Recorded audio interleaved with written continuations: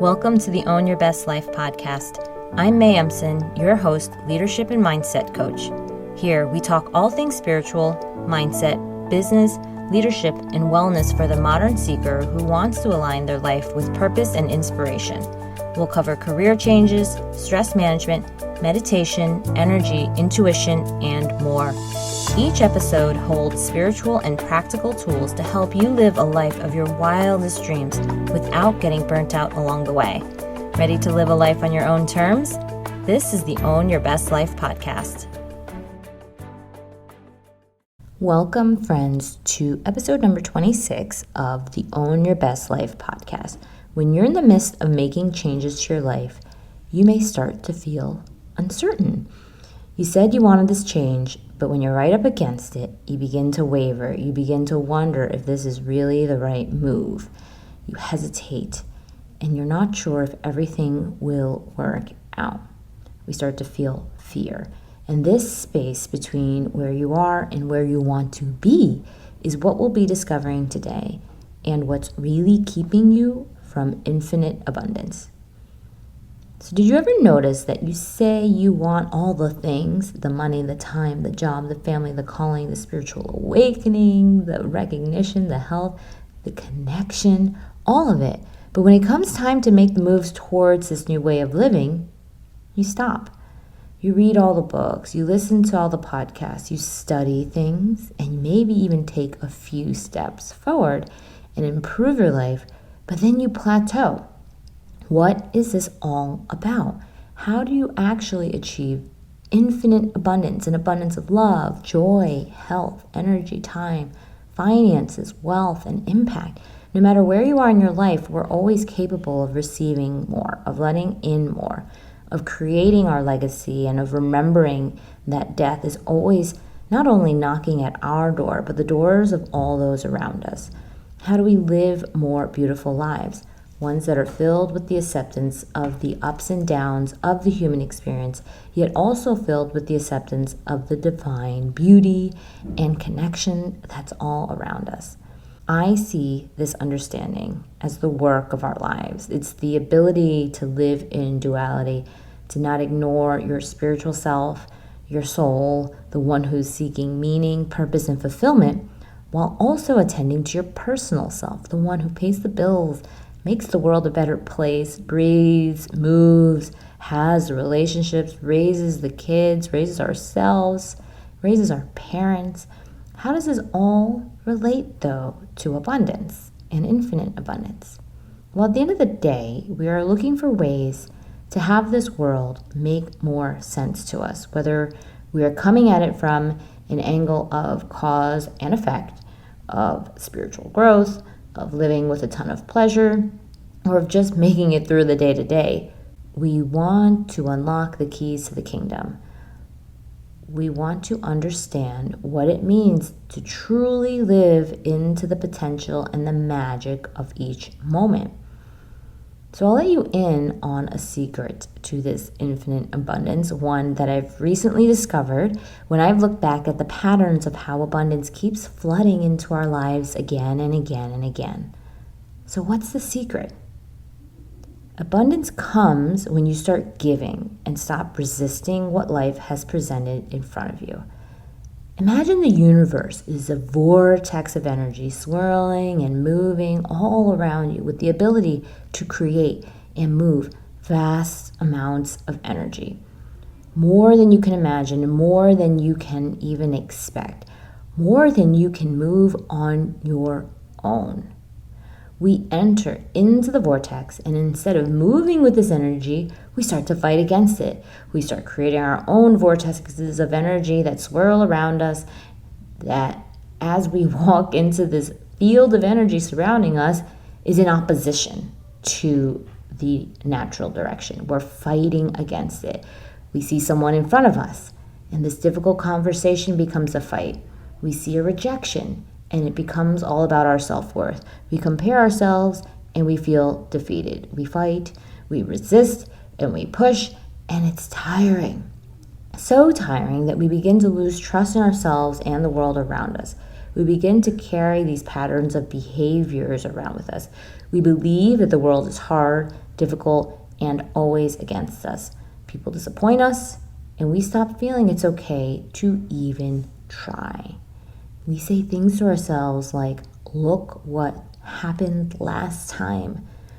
We have PTSD from challenging relationships, difficult jobs, health issues, and a host of experiences completely beyond our control.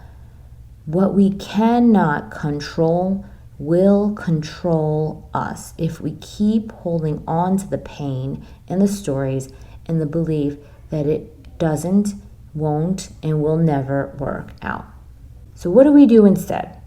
We move into this universal vortex of energy and we move with it. Instead of pushing back against the energy all around us, we stay curious and open to it.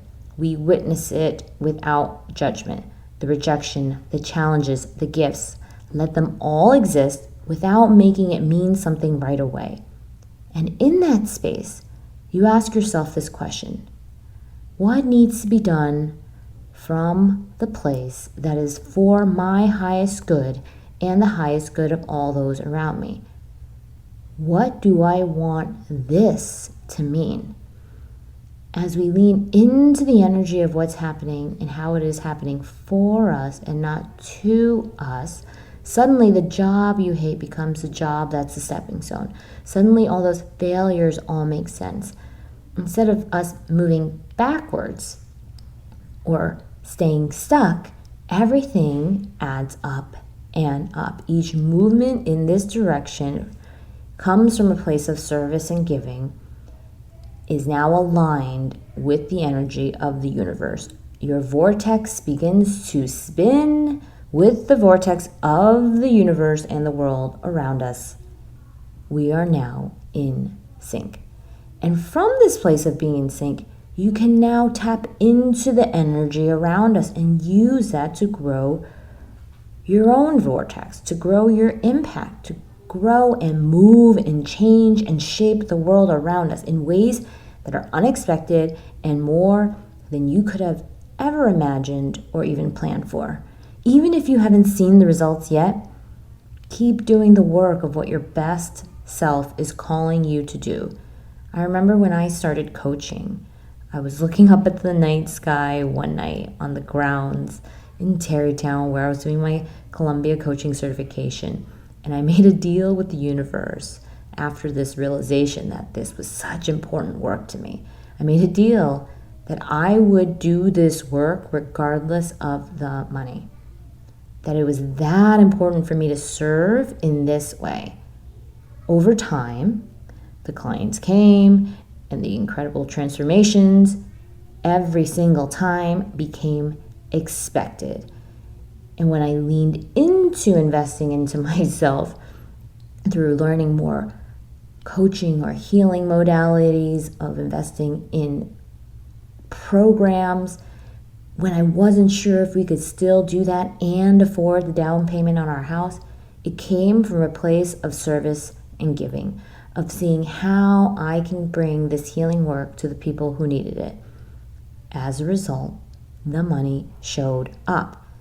As I released more and more content through writing, through workshops, through these podcasts, not knowing where it will all go and who will show up to let it change their lives, the people came. And as I lean into giving in my relationships without expectation of receiving love in return, I felt the unconditional love and support that I've always desired.